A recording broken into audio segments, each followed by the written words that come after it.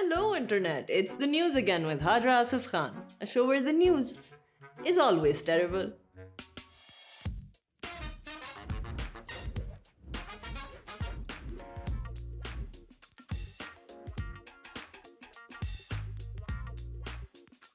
As the world continues to be wowed by the antics of Florida Man, Pakistan is gearing up to present the world with its own version. Man. Man is often cited in the news doing extremely un-Pakistani things. Here are a few examples. Man warms up his own dinner after a long day of chilling with the boys. No wives were hurt in this process. Man drops female client to destination, doesn't text very many times to say "kaisi ho" afterwards. And my personal favorite, man.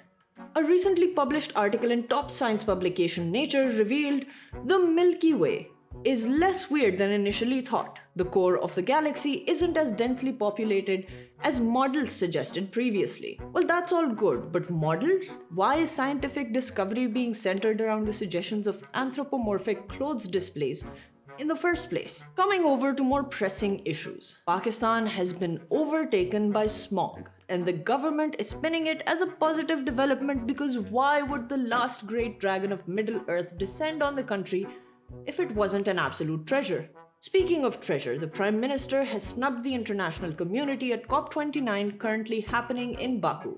Said the Prime Minister, "You said you'd send money, but did you though?" As the leading conference on building solutions to rising carbon emissions and phasing out fossil fuels, there sure is a lot of activity around fossil fuels deals in these conferences. Last year, the COP was marred in controversy as one of the world's leading fossil fuel exporters hosted the conference and was chaired by a fossil fuel executive.